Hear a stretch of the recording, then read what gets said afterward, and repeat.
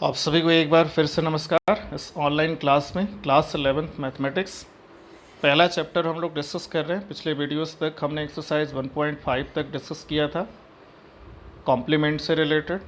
ठीक है, अब इसमें हम एक्सरसाइज 1.6 जो कि some application of operation on sets उससे रिलेटेड है उसको डिस्कस करेंगे, और नेक्स्ट वीडियो में फिर हम एक्सरसाइज 1.6 को सॉल्व करेंगे। तो 1.6 के पहले क्या है कि सम एप्लीकेशंस, मतलब जो हमने यूनियन, इंटरसेक्शन, कॉम्प्लीमेंट या डिफरेंस पढ़ा है उससे रिलेटेड प्रॉब्लम्स होंगे, और ज़्यादातर जो होते हैं वो नंबर ऑफ एलिमेंट्स से रिलेटेड प्रॉब्लम्स होते हैं। ठीक है, तो उसको हम एज एन एग्जांपल करते जाएंगे जितने एग्जांपल्स। सबसे पहले तो जो फार्मूलेज हैं उनको हम डिराइव करेंगे या देखेंगे कैसे, किसके लिए हमको कौन सा फार्मूला यूज़ करना है। फिर एग्जांपल्स को हम उन्हीं फार्मूलेज की हेल्प से सॉल्व करेंगे, कैसे अप्लाई करते हैं ये सीखेंगे। ओके, तो सबसे पहले तो क्या है, practical problems on union and intersection of two sets से रिलेटेड है ये। In this section we will go through some practical problems related to our daily life. The formulae derived in the section will also be used in the subsequent chapter on the probability. देखिए जो probability chapter है second last chapter, वो भी set के ही term में define किए जाते हैं उसके सारे टर्म्स। तो सेट के जो कॉन्सेप्ट है वो वहाँ भी लगते हैं, तो यहाँ जो भी फार्मूला डिराइव हो रहा है वो वहाँ भी यूज़ होगा। मतलब और यही नहीं, 11th क्लास में ही नहीं, 12th क्लास में प्रोबेबिलिटी है, और प्रोबेबिलिटी में ही सेट नहीं यूज़ होता है, वो सेट मतलब रिलेशन फंक्शन सब में यूज़ होता है। तो उसको ध्यान से देखिएगा आप। देखिए ये पहले ये वेन डायग्राम हमने दिया, इसको ध्यान से देखिए आप, कि किसका वेन डायग्राम है, ए यूनियन बी का वेन डायग्राम है। अगर इसको आप ध्यान से देखें और इसमें नंबर ऑफ एलिमेंट आपको फाइंड करना हो ए यूनियन बी में कि कितने एलिमेंट हैं, तो आप क्या करेंगे। देखिए ए और बी के दोनों के एलिमेंट को आप ऐड करेंगे वो तो ठीक है, लेकिन जब ए और बी के एलिमेंट को आप दोनों ऐड करेंगे तो उसमें जो इंटरसेक्शन वाला पार्ट है वो दोनों में आ जाएगा। ठीक है, मतलब वो दो बार आ जाएगा, और इसको आपको एक ही में, किसी एक में रखना है।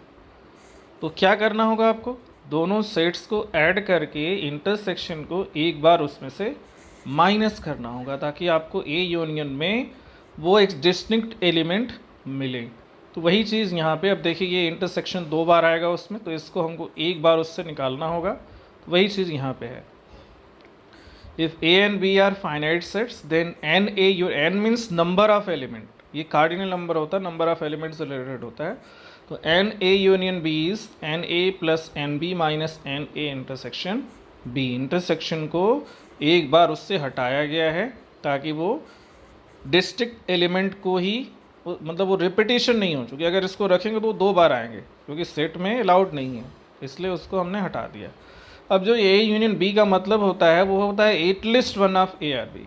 जहाँ भी ये लैंग्वेज यूज़ हो कि find at least one of A or B, वहाँ पे आप यूनियन को यूज़ करेंगे, ये ध्यान रखिएगा।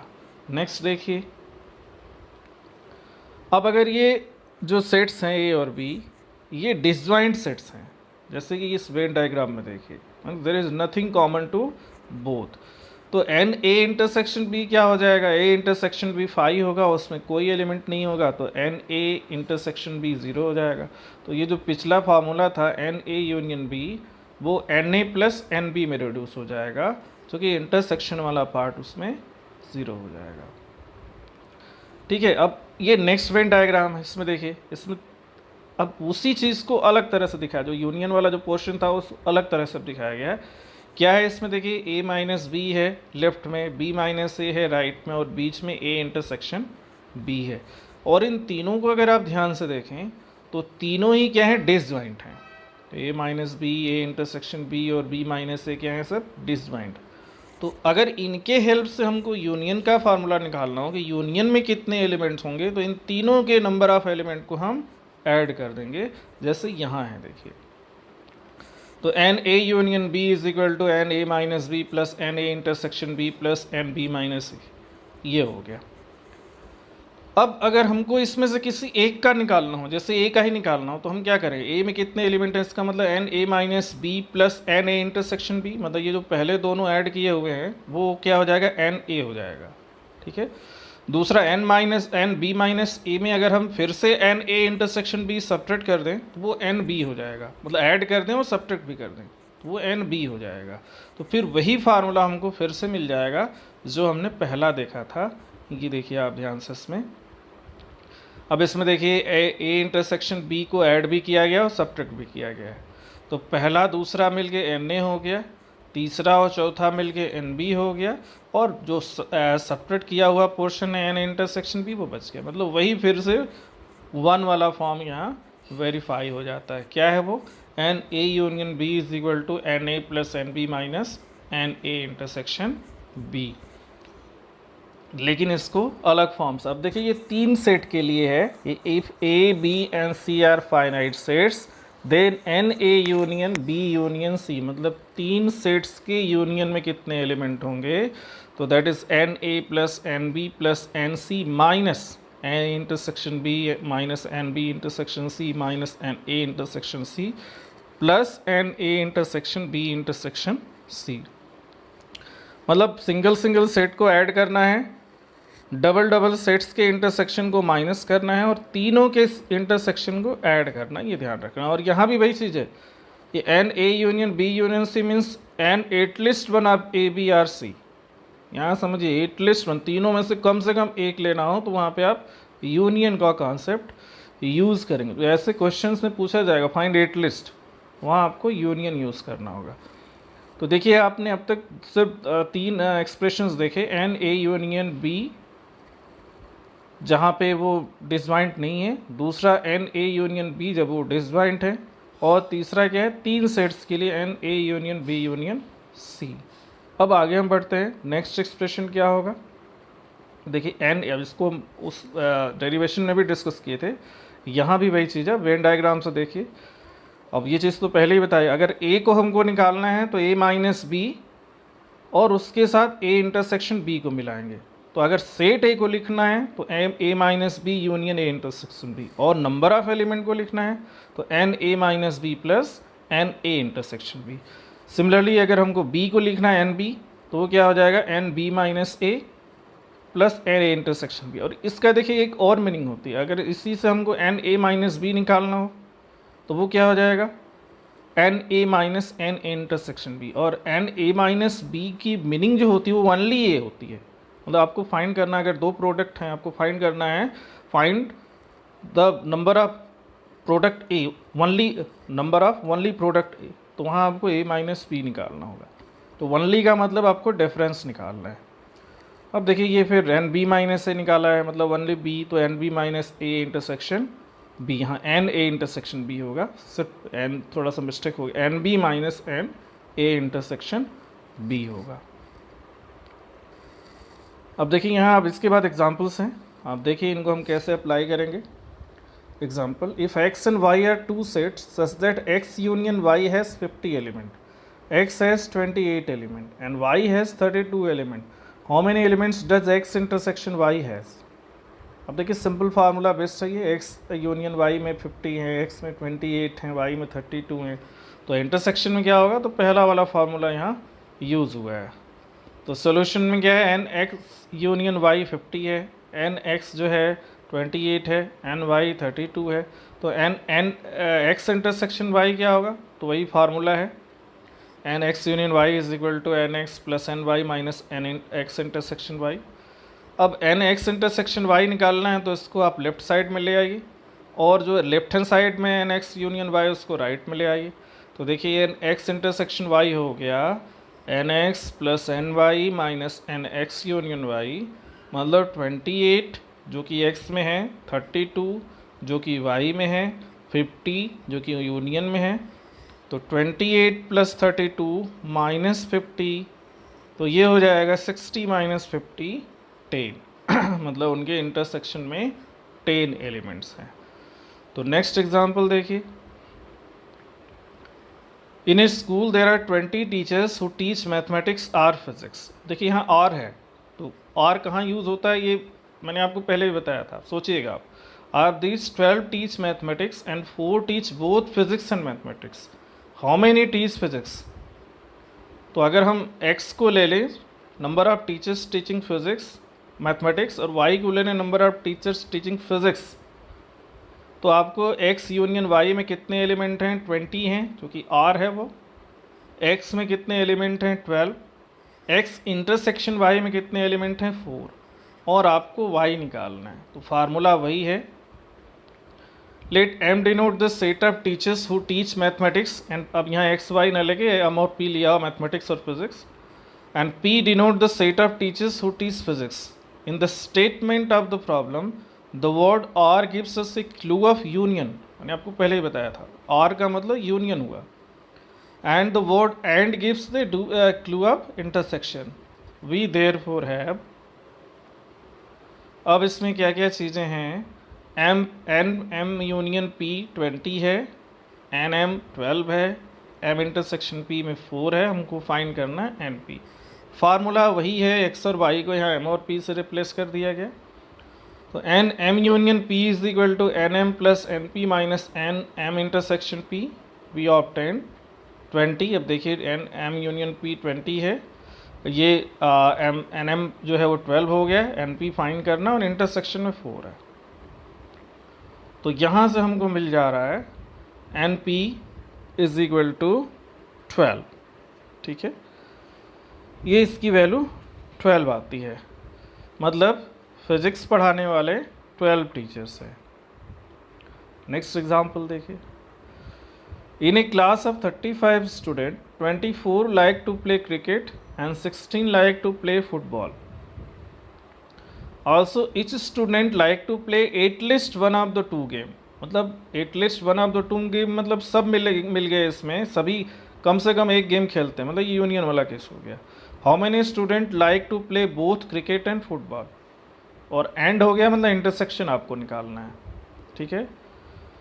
तो 25 इन ए क्लास ऑफ 35, तो 35 क्लास हो गया, पूरी स्ट्रेंथ 35 हो गई, और हर एक स्टूडेंट कोई ना कोई गेम खेलता है, जो कि इस क्वेश्चन में also each student like to play at least one of the two games, ये चीज़ जो है वो ये इंडिकेट करती है कि हर एक स्टूडेंट कोई ना कोई गेम खेलता है, मतलब इसका यूनियन जो है वो 35 हो जाएगा।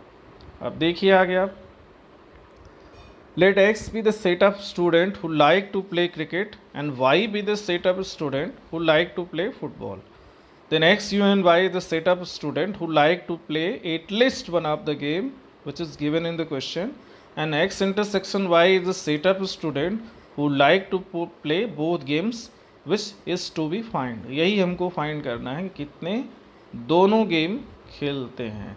तो देखिए हम कैसे इसको सॉल्व करते हैं। देखिए एक ही फार्मूला यहाँ यूज़ हो रहा है, एन एक्स 24 हो गया, एन वाई 16 हो गया, और एक्स यूनियन वाई में 35 हो गया, पूरी क्लास की स्ट्रेंथ हमको निकालना है एक्स इंटरसेक्शन वाई, मतलब दोनों गेम खेलने वाले कितने हैं। तो देखिए वही फार्मूला है, इसको बार बार कहने की ज़रूरत नहीं है, एन एक्स इंटरसेक्शन वाई निकालना है, जिसकी वैल्यू यहाँ 5 आती है। इसका मतलब 5 स्टूडेंट ऐसे हैं जो कि दोनों ही गेम खेलते हैं, क्रिकेट और फुटबॉल बोथ।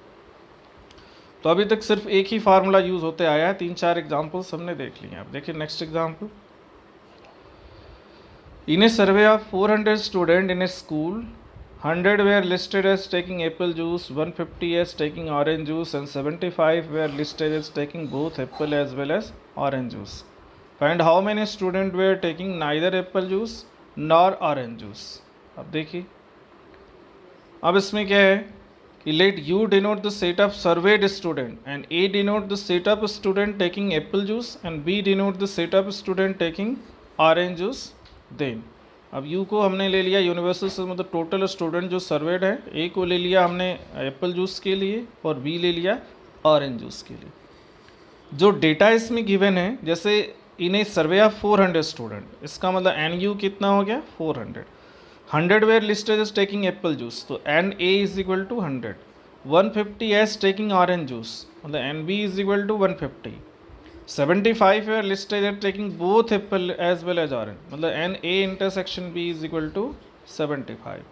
निकालना क्या है, find how many student were taking neither apple juice nor orange juice, मतलब जो 400 को सर्वे किया गया है उसमें से कितने ऐसे हैं जो एक भी नहीं लेते हैं, वो हमको फाइंड करना है। तो ये एजम्पशन हमने कर लिया है।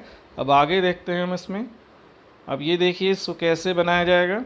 तो एन यू 400 हो गया, एन ए 100 हो गया, एन बी 150 हो गया, इंटरसेक्शन में 75 हो गया। हमको निकालना क्या है, नाइदर ए नॉर बी, मतलब n A complement intersection B complement. इसका मतलब होता है A complement means neither A या नॉट ए, और B complement means not B, और इंटरसेक्शन मतलब A neither A nor B हो गया। अब इसको फिर हम डी मॉर्गन्स रूल से एसोसिएट करते हैं। तो A complement intersection B complement A union B whole complement हो जाएगा। तो n A union B whole complement, that will be n U minus n A intersection B. और ए यूनियन बी कॉम्प्लीमेंट क्या होता है, U minus A union B. तो n A union B क्या हो जाएगा, n U minus n A union B. तो n U minus, अब ए यूनियन बी का फार्मूला यहाँ रखा गया है, देखिए minus n B plus n A intersection B, ये हो जाएगा। तो इसको सॉल्व करके 225 हमको रिजल्ट मिला। मतलब out of 400 225 student way taking neither apple juice nor orange juice, मतलब वो दोनों में से कोई भी नहीं लेते थे। ठीक है, ये उनकी चॉइस नहीं थी दोनों में से कोई भी। नेक्स्ट एग्जाम्पल है। अब देखिए क्वेश्चन, ये दोनों ही लास्ट के क्वेश्चन पूछे जाते हैं अक्सर क्वेश्चन एग्जाम्पल में। There are 200 individuals with a skin disorder, 120 had been exposed to the chemical C1, 150 to chemical C2 and 30 to both the chemical C1 and C2. Find the number of individual exposed to, अब इसमें क्या है, exposed to the individual chemical C1 but not chemical C2। पहला है chemical C1 but not chemical C2, दूसरा है chemical C2 but not chemical C1, और तीसरा है केमिकल C1 और केमिकल C2। तो पहला हम देखते हैं, आपको फाइंड करना है chemical C1 but not chemical C2, ये फाइंड करना। मतलब अगर इनको हम सेट्स ले लें ए और बी, ए को ले लें, let U denote the universal set consisting of individual suffering from the skin disorder, A denote the set of individual expose to the chemical C1 and B denote the set of individual expose to chemical C2। मतलब ए को हमने C1 के ले लिया और B ले लिया C2 के लिए। तो C1 बट नॉट C2, इसका मतलब क्या हो गया, हमको फाइंड करना है n A minus B chemical C1 but not chemical C2, या ओनली ए, जो हमने डिफरेंस में कॉन्सेप्ट बताया था, number of people expose to chemical C1 only. बात वही हो गई। अब देखिए इसके लिए एक्सप्रेशन क्या है, डिफरेंस वाला। एन यू टोटल कितने हैं, वो 200 है, एन ए 120 स्किन मतलब C1 के लिए, एन बी 50 C2 के लिए, और C1 और C2 दोनों के लिए 30 हैं। अब ये वेन डायग्राम से उस चीज़ को दिखाया भी गया है, देख सकते हैं। तो from the Venn diagram given here we have A is equal to A minus B union A intersection B. अब देखिए ये क्वेश्चन मार्क लिखा हुआ है यहाँ पे, ए इंटरसेक्शन बी हो जाएगा, ए माइनस बी और ए इंटरसेक्शन बी को मिला के ए बनेगा। तो एन ए क्या हो जाएगा, n A minus B plus n A intersection B हो जाएगा, और फिर एन ए माइनस बी हम निकालेंगे। तो सिंस अब ये चीज़ है, since A minus B and A intersection B are disjoint, ये पहले ही आपको बता दिया गया है। तो एन ए माइनस बी क्या हो जाएगा, n A minus n A intersection B, तो 120 माइनस 30 दैट इज 90। तो 90 people are expose to chemical C1 only, या chemical C1 but not chemical C2। अब हम दूसरे पे आते हैं, hence the number of individual exposed to chemical C1 but not chemical C2 is 90। Next पे है, फिर से भाई वेन डायग्राम यहाँ भी है। From the figure we have B is equal to B minus A union A intersection B। फिर से अगर हमको नंबर ऑफ एलिमेंट निकालना है तो n B is equal to n B minus A plus n A intersection B.